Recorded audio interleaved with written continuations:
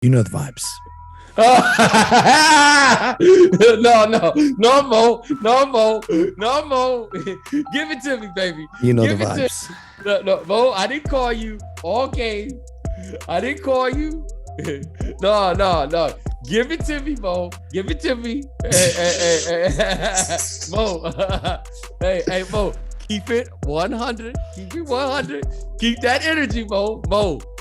Keep that energy. Bobby Portis has taken away all my energy because you know the vibes. We're back for another episode of the Hoop Genius podcast presented by NBA 2K22. And you know the vibes. I'm living in pain. The Boston Celtics once again ripped my heart away with a nail-biting loss against the Milwaukee Bucks. And BJ has been waiting for hours to talk about it. And to make things even worse, I had to sit there and watch a blowout loss from the Golden State Warriors. I think it was like 40 points they lost by. So it wasn't even good enough to distract me. I don't even remember half what happened in the Warriors game, except for them getting destroyed because I was so mad about the Boston Celtics' lack of rebounds. All you had to do was get one rebound, and you couldn't do it, and you lost the game. If you missed the game, it was a fantastic game. One of the best games I've watched in a long time. BJ, would you agree? One of the best games. I mean, it's all I can say is it's an instant classic. Facts. This has been one of the better series I've seen. Facts. Okay, regardless of time period, whatever. This tonight's game was a classic. If you want to know what playoff basketball is all about in the modern era, just take a look at this game here, Game 5. Wow. Wow. I can't wait to take a deep dive. Mo, let's get into it. You know, Golden State, they lost. They were down by 52. That's all you need to know. They got let's whooped. get to Game 6. I want to talk about Golden State. They got whooped. Golden State and 3-1 leads ain't a good match. But let's talk about Boston. You know, the first quarter, Milwaukee were in the lead. And then throughout the second and third quarters, Boston really put their mark on the game. They were up double digits, doing their thing. The defense was swarming the Bucks. Al Horford was giving Giannis all sorts of problems. He was forcing him out of paint. He was stripping the ball off him. The Celtics were getting out and running in transition. And then with about 6 minutes to go in the fourth quarter, I knew Boston were going to lose the game. Oh, wow. What did you see, Mo? Put us in. But because put us in. What did you see? When you get down the stretch in a game, in a playoff game in particular, the game slows down a lot. And you go and give the ball to your superstars and you trust them to carry you home. Now, you typically see that in the last 4 minutes or the last 2 minutes. The Celtics were trying to do that with 6 minutes left. The beautiful ball movement and the great defense and transition scoring that had got them the lead all of a sudden disappeared. And Jaylen Brown and Jason Tatum were taking turns to isolate and try and score pull-up jump shots against the Milwaukee Bucks. And it reminded me of the Boston Celtics of last year before they turned this corner and became a great team. And I knew when that started happening, we had lost the game. Now, I'm not against that because Jaylen Brown had an electric period of play, I believe, in the third quarter. He was sourcing them up once again. And Jason Tatum was doing his thing. You know, Jason Tatum finished the game with 34 points. But it was just too early. They were moving lazy. They just stopped playing. And the Milwaukee Bucks... BJ, what do you always say about Giannis? What's he keep doing? He keeps coming. Yeah. They were relentless. Hey. They were pushing the pace. They were pushing the tempo. They were getting stops and getting out in transition. Stan Van Gundy, who seems to have a heart attack every time Giannis shoots the three-pointer, he goes crazy and he complains about Giannis shooting the three-pointer. Well, guess what? Giannis started scoring the three-pointers that Stan hates him taking so much. So Giannis was hitting threes, and when Giannis is hitting threes, the Bucks are probably going to win because then he just becomes unstoppable. He was finding his shooters, and then we get down to the final 14 seconds of the game.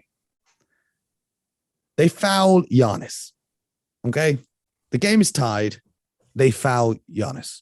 Now, Giannis scores his first free throw with credit to him. And before that, actually, before we even get to that, Giannis had blood coming out of his eye as if he had just been in a boxing match. His face was pouring with blood. And he soldiered through it. It's quite an iconic image. BJ, you said you want to By the way, I feel really bad. I just realized I said he has a heart attack every time he talks about Giannis shooting threes. I didn't realize Stan Van Gundy actually had a heart attack scare. I really apologize. That sounds awful now. That was a figure of speech. It completely slipped my mind. That Stan had a health scare a few years ago. That slipped my mind. Apologies. Okay. Apologies. Okay. That was just a figure of speech. I did not mean any ill intention with that. But anyway, Giannis goes to the free throw line, makes his first free throw. Okay. And then the Boston crowd's going wild. Giannis goes to the line to shoot his second free throw. In fact, the game wasn't even tied at that point. The Celtics were up 2. So Giannis hits his first one. They're down 1. And he misses the second. And they're trying to corral the rebound. I believe Marcus Smart almost grabbed the rebound. And Jaylen Brown accidentally knocks it out of his hand. Bobby Portis grabs it and puts it back in. Gave the Bucks a 108-107 lead. Celtics call timeout, 11.4 left on the clock. They inbound the ball, gets to Marcus Smart, who has his shot blocked by Drew Holiday. And not only does Drew Holiday block the shot, he grabs the ball, and as he's falling out of bounds, he throws it off Marcus Smart's body, out of bounds, so that the Milwaukee Bucks retain possession. Milwaukee Bucks go down the other end, close it out, do what they do. And the Boston Celtics, who should have won this game to take a 3-2 lead and have a chance of closing out the series on the road, instead find themselves down 3-2, going to Milwaukee, where I don't know if the Bucks will lose a game, because this was the game that you were supposed to win. This was the first time all series the Boston Celtics had a lead going into the fourth quarter, and they just went back to old habits. Meanwhile, Giannis Antetokounmpo, 40 points, 11 rebounds, 3 assists, a block and a steal, 16 of 27 from the field, knocking down 3-pointers, blood pouring from his face. There is, without a doubt, no dispute. And this is with all due respect to Nikola Jokic, who got his MVP award today in Serbia with his horses. But Giannis Antetokounmpo is the best player in the universe. You can bring an alien from another dimension, and I'm putting my money on Giannis. That's how great this guy is. And it's not new news, by the way. It's not new news. We've been saying this. We've been saying this for a while. But Giannis is relentless. He never gives up. He never quits. One possession at a time. They're going to wear you down. They're going to chip you away. And credit to Bobby Portis. Now, here was my takeaway from the game, BJ. I realize I've been rambling on for a second. The reason, and this is with all due respect to Giannis' greatest, but the Boston Celtics lost this game on the glass. Milwaukee had 17 offensive rebounds. The Celtics had 5. Bobby Portis himself had 7 offensive boards, including the one we just discussed that gave the Bucks the game-winning bucket. If you do not rebound, you do not win games. We've been through this millions of times. And this was great from Mike Budenholzer because Bobby didn't really play a lot in the previous game. The Celtics were going with their small ball lineup with just one big man in Al Horford, and then Tatum, Brown, Smart, and Derek White. And it was a very effective lineup. But the one area it's not effective is rebounding, because when the Bucks put in Giannis, great rebounder, Bobby, great rebounder, and even Brook Lopez, great rebounder, you will not get any boards. And that is where this game was lost by the Boston Celtics. I know Drew Holiday had a heroic block and a save, and Bobby had that rebound. It's the boards that killed the Boston Celtics. So moving forward, you can see how much Rob Williams was missed. He missed a second straight game with left knee soreness. He obviously had that surgery on his meniscus. So by only having the one big in the game, the Celtics lost this one. And they did get good contributions from their guys. Daniel Tice was hitting shots in the first half. Derek White played a solid game. Grant Williams, though, 0 points. This is the man who put up 21 in a game earlier in the series. Just wasn't enough.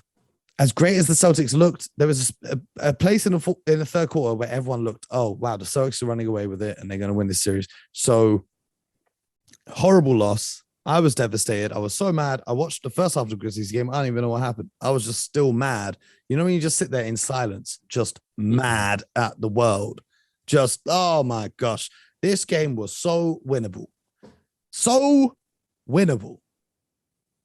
And you can't afford to slip up against the defending champions who showed true championship DNA. BJ, I know you were smiling. I know you were celebrating. No, you were rooting for the Bucks. No smiles, no celebration. Because let me tell you something. Let me tell you something. Yeah, this is, I figured tonight, normally you and I talk during the game. We're texting, WhatsApp, calling during the game. Mo, I didn't call you all game. Mo, I didn't call you. all game. Because you know what, Mo, this was a treat. Mm-hmm.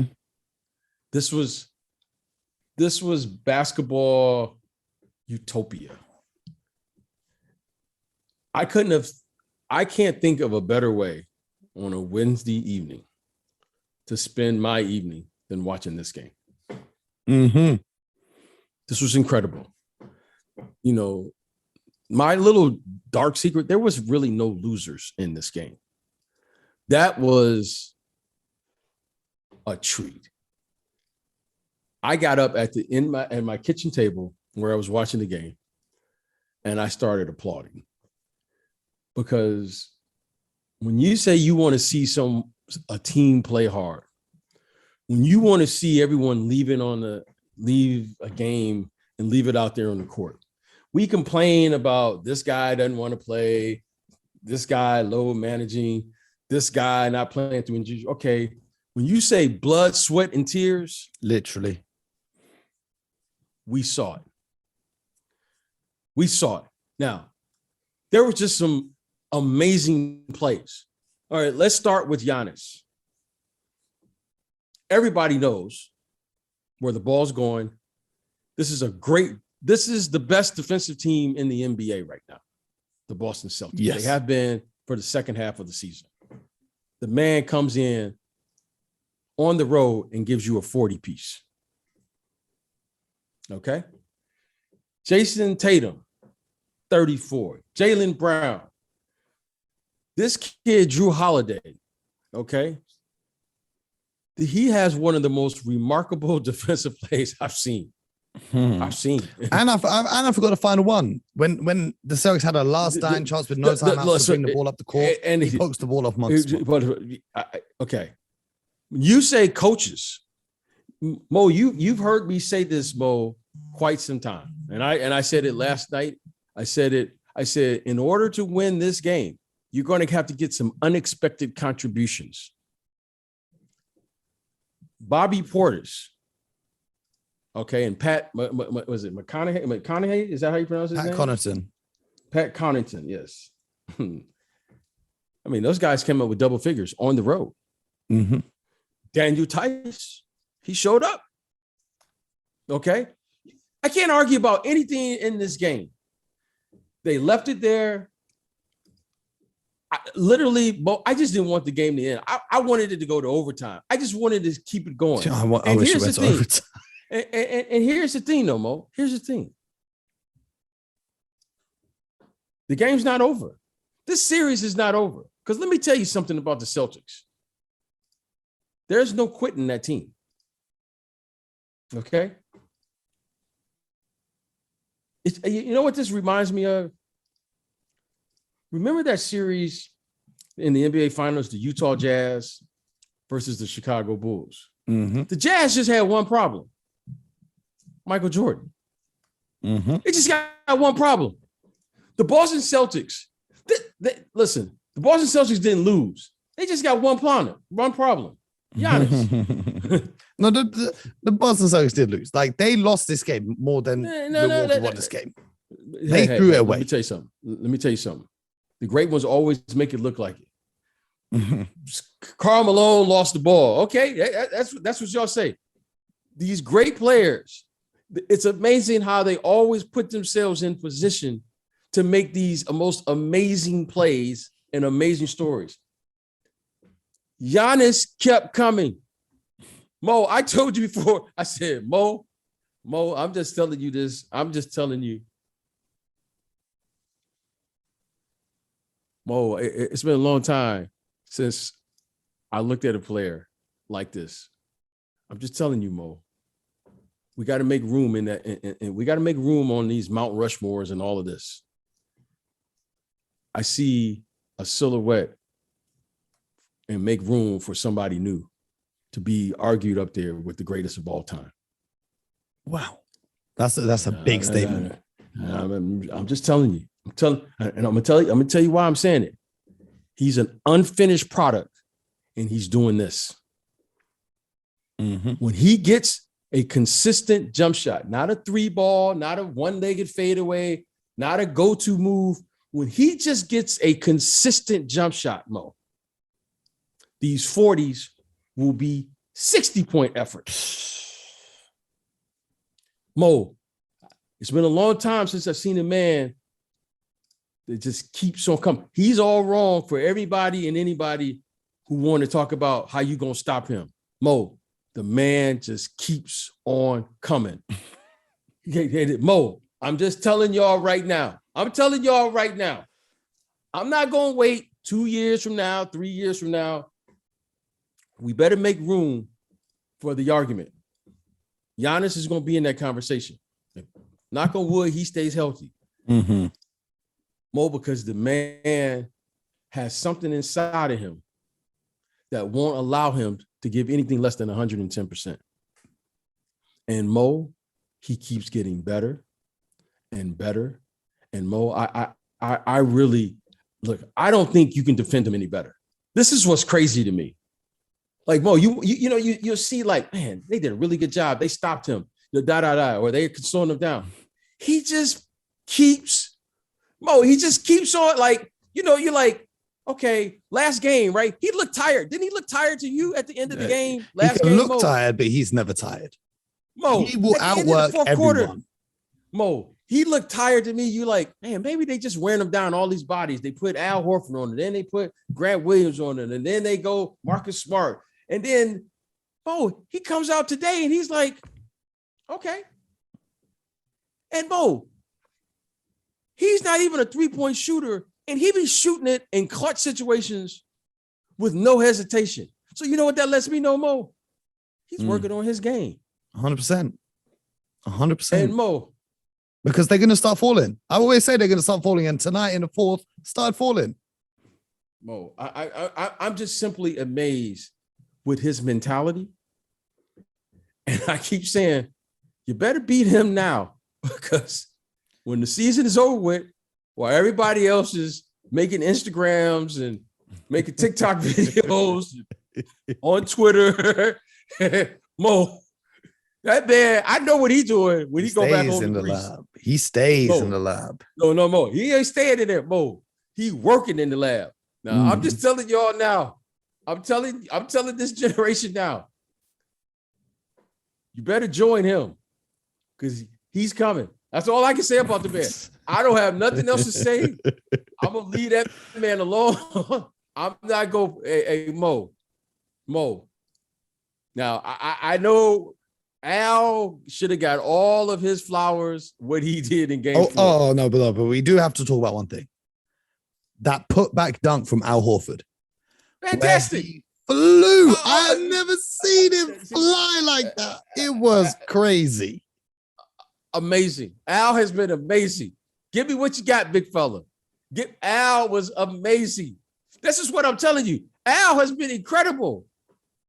It's just this guy is like, who is this guy? Now, I just, and here's what I know, Mo. Here's what I know.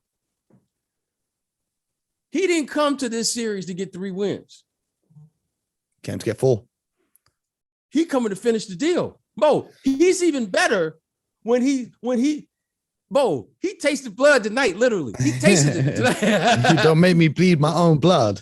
Mo, the man is willing to go to whatever lengths necessary.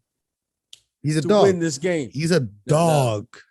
Hey, Bo, I just can't wait to watch the game and just keep it coming, because you know what? This is beautiful. And Mo, I purposely, I didn't call you. It's nothing for me to say. I didn't even know what I was going to say today. This isn't like, oh man, I'm feeling good about it. Mo, you know what? I was a little sad that the game ended. That was such a beautiful game. Mo, it was beautiful. It was beautiful. Man, I love Giannis. He's one of my favorite players. If outside of the Boston Celtics, he's probably my favorite player in the world. I just wish he was playing against anyone else except for my team. Mo, I agree with you, Mo. I agree with you, but I do know this in your heart. You have an appreciation for excellence. 100%. 100%. Credit where it's due. You have to appreciate this young man's ability, no matter what kind of fan you are. No way. This man right here, when you say warrior, well, you better put somewhere in that definition, put his name, because he is honing in, Mo,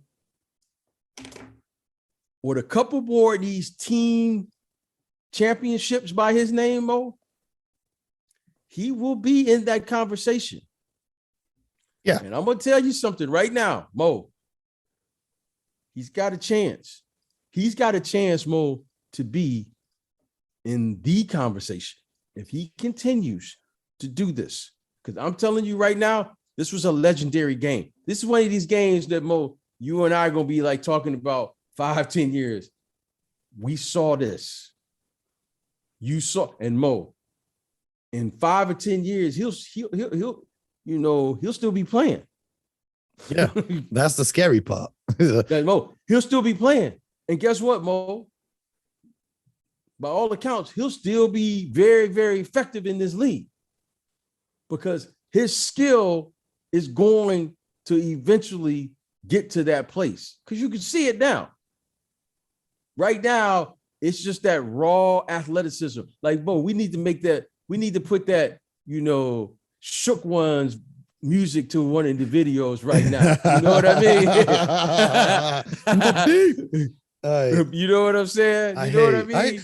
Here's one thing, though. I was watching this game, and, Giannis was great, 40 points, and it went down to the wire, but I couldn't help myself but thinking this series would be so much easier for Milwaukee if they just still had PJ Tucker. Because then I don't think the games would even be as close as they are, because the Celtics are just taking advantage of Grayson Allen, abusing him every time he switches onto Brown or Tatum. And offensively, he offers 3-point shooting. Defensively, he offers not really anything. And if they just had PJ there to take that spot, I think the Bucks would have already won this series. That's my honest opinion. As much as I love the Boston Celtics, I think the Bucks would already be waiting in the Eastern Conference Finals if they still have PJ Tucker.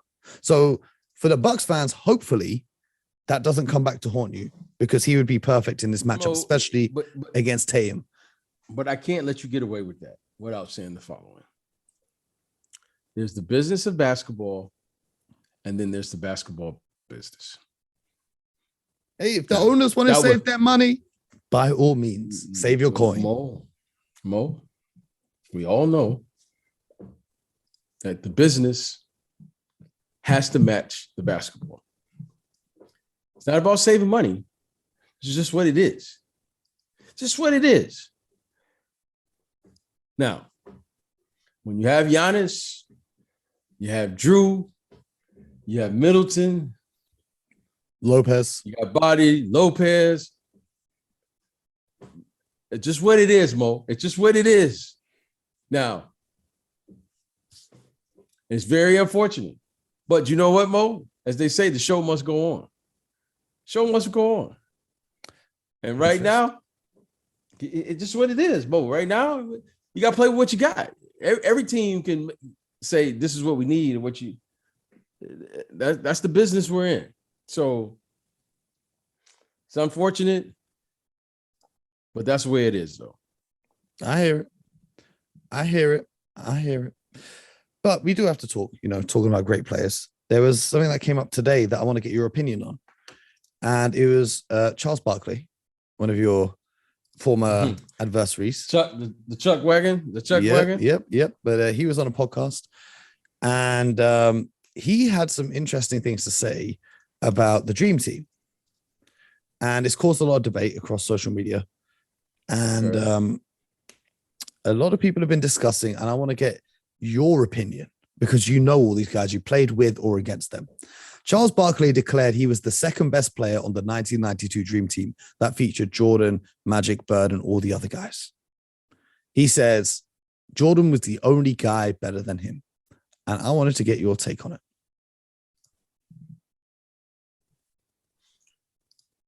When you say the only guy better than him, okay, are we saying career? Are we saying at that time, season? That time at the 92 Olympics, in their training sessions on that team? I agree with Charles. I agree with the Chuck Wagon. Why? It's not I don't agree with him. He was. The Chuck Wagon was. I mean, I don't think there was even a debate. Like everyone who played in that era, when it was right around that era where Charles left, if I remember correctly, he left Philly and he was going to Phoenix. He had like a 2 or 3 year window where the Chuck Wagon was, I think he won an MVP. I remember we played him in one year in the he NBA won it in Finals. 93. Yeah, he won it in 93. He won the MVP. He went to the NBA Finals, had a really good team. Dan Marley, Kevin Johnson, all those guys, Mark West, Cedric Sabalas. The Chuck Wagon was, without question, you say why? He was an unstoppable force. He could post up anybody. You couldn't put a big on him. He was too fast. You couldn't put a small on him. He was too big, too strong, too athletic. You couldn't double him with the big. We couldn't double him with the small because he would power right through you. Chuck had a little nastiness to him, right? Mm-hmm. He wasn't a dirty player. He was just nasty. You know what I mean? He was the type of guy, I was friends with the Chuck, I was friends with the Chuck Wagon, but he would knock you down. Tough. He had all the toughness. He could shoot, rebound with the best of them. Chuck was really only about 6'4", 6'5" tops. He could rebound the ball, push it out, under control, pass it. He could do it all. Like, he was just the only thing in his game which didn't allow him to be better than Jordan at that particular time was he couldn't defend and dominate the game on the defensive end, but he would always defensively rebound. Now, I would say the only thing, he was an average defender, all right? But outside of that, he had a 2 or 3 year window where without question, he was in the top 3. I don't care what list you had. I don't care if you didn't like him, whatever. He was top 3, all right? And that includes Dream, that includes David Robinson, that includes Michael Jordan, and everybody else is playing in that era, without question, no doubt about it. Now, for all of us who played against him, we saw it, and we know what the real. Karl Malone was in that era. All these guys. Charles was that good. He was that, and people don't give him credit for, basketball IQ. Charles knew how to play. He knew how to manipulate the game. He knew how to pass. He could do it all. Exceptional athlete as far as his size. And the thing that made him so special was he didn't even have big hands. He was doing this with 2 hands. He couldn't like Michael and all of these guys grab the ball one. Charles was just, he didn't matter if he played against a big guy, strong guy, fast guy. Charles was, talk about Zion. The craziest part of Charles Barkley is he did all of this with a belly button full of Vaseline in which he would dip his finger and put the Vaseline on his lips during a game because he didn't want to have crusty lips on TV. That might be the funniest thing he's ever said. Well, let me tell you something.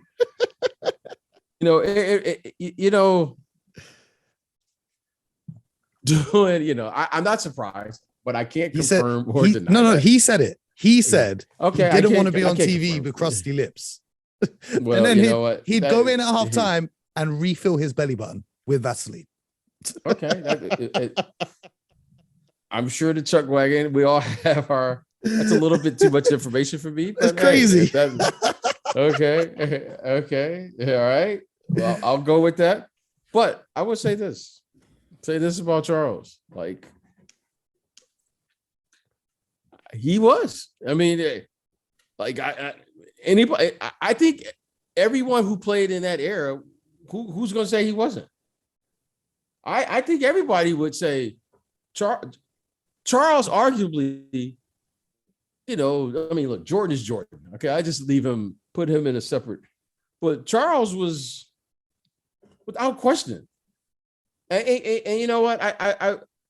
I remember I asked the late Chuck Daly. You and I played for Coach Daly down in Orlando, and I asked him. I remember I asked all those guys, Michael, Scotty. I asked them, Coach Sir, who you and I have had on the show here. He coached it. He was there.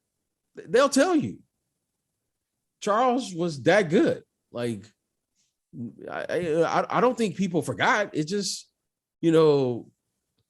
what you see on television, that's who Charles really is. That's not an act. That's why it's so funny and so good.